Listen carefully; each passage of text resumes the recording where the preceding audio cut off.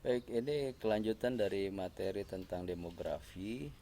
Jadi kalau di video sebelumnya itu sudah menghitung angka keadaan penduduk ya atau pertumbuhan penduduk. Sekarang kita menghitung proyeksinya. Jadi seperti di awal di video sebelumnya ini terputus ya, ini kelanjutannya. Kita membuat proyeksi.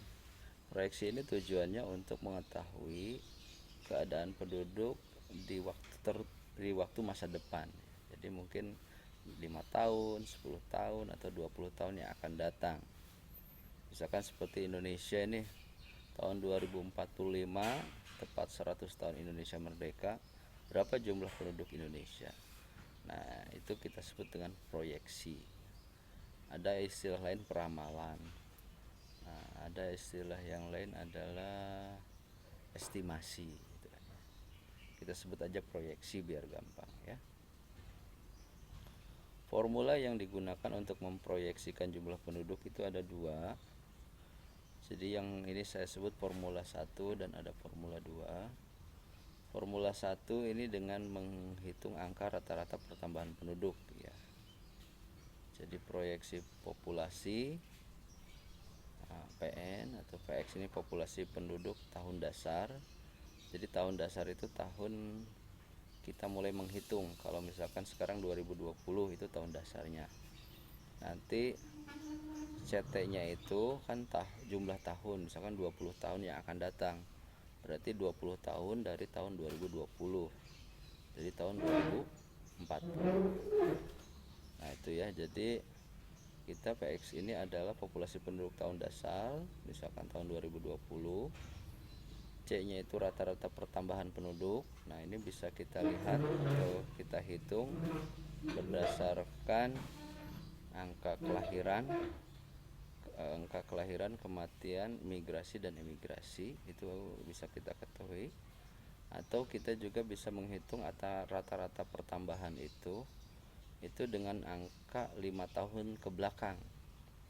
Jadi kalau penduduk sekarang kita menghitung 2020, kita melihat angka rata-rata pertambahan penduduk misalkan per tahun 5 tahun ke belakang.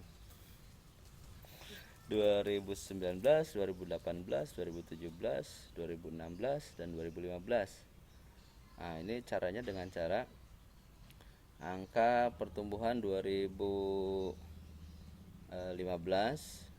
angka penduduk misalkan 2016 per 2015 dikali 100 itu berapa? Enggak, sorry. 2016 dibagi 2015. Nanti ketemunya berapa?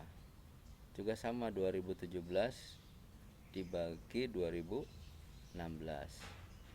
Hasilnya misalkan selanjutnya 2018 dibagi 2017. Nah, nanti hasilnya itu adalah menjadi kan 15 ada 16 ada berapa, 17 ada berapa, 18 ada berapa, 19 ada berapa, nanti dijumlahkan dibagi 4. Nah, itu adalah angka rata-rata pertambahan penduduk ya. Kemudian kalau sudah ketemu C-nya ditentukan waktunya. Jadi ini kita dengan cara mengalihkan dulu PX ditambah C kali T ya. Kalau C-nya misalkan 2%, pertambahan penduduknya cukup besar, 2%, 2 dikali T itu ya. Noise. Oke. Nah, jadi itu cara kita untuk mengetahui dengan formula 1 ya. Saya ulangi, saudara-saudara, yang harus dilakukan adalah pertama, proyeksinya tahun keberapa. Misalkan proyeksi dasarnya tahun 2020. Angka rata-rata pertambahan ini sebetulnya bisa diperoleh dengan cara mencari angka pertumbuhan di tiap tahun. T ini tahun berapa yang akan kita proyeksi. Di rumus yang kedua agak berbeda ya. Proyeksi populasi itu dicari dengan cara Ini populasi penduduk tahun dasar sama, tahun dasarnya misalkan 2020. Kemudian uh, R ini rata-rata persentase penduduk. Jadi misalkan 1 plus R, 1 ditambah R ini rata-rata persentase penduduk. Jadi berapa penduduk ini sama dengan, hampir sama dengan C ya di formula 1, angka rata-rata pertambahannya.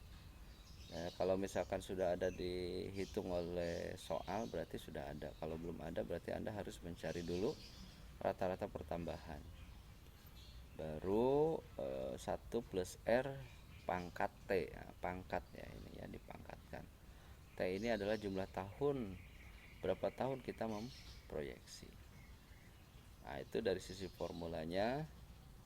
Ini adalah contoh soal. Jadi bila pada 10 tahun terakhir rata-rata pertumbuhan penduduk 10.000, jumlah penduduk dasarnya 1 juta, maka 20 tahun yang akan datang 1 juta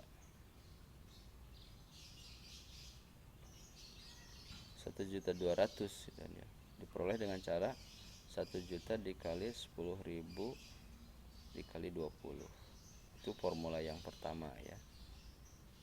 Kemudian formula yang kedua, jumlah penduduk pada tahun dasar 12 juta, kenaikan alamiah 4%, maka jumlah penduduk adalah untuk 10 tahun yang akan datang 12 juta. 1 ini di 1 ditambah 0,4 tadi itu 4% ya, 0,4 dikali 10 pangkat 10, maka 17 juta 17,8 juta penduduk. Nah, itu cara kita memproyeksi. Jadi saudara-saudara, ini adalah latihan tentang proyeksi penduduk. Saya akan kirim soal di assignment yang harus Anda kerjakan. Saya berikan soal untuk menghitung berapa jumlah penduduk. Begitu, sampai ketemu lagi di perkuliahan selanjutnya. Selamat menonton dan memperhatikan serta mencoba ya. Soal latihan saya kirim di assignment. Terima kasih, sampai ketemu kembali. Assalamualaikum warahmatullahi wabarakatuh.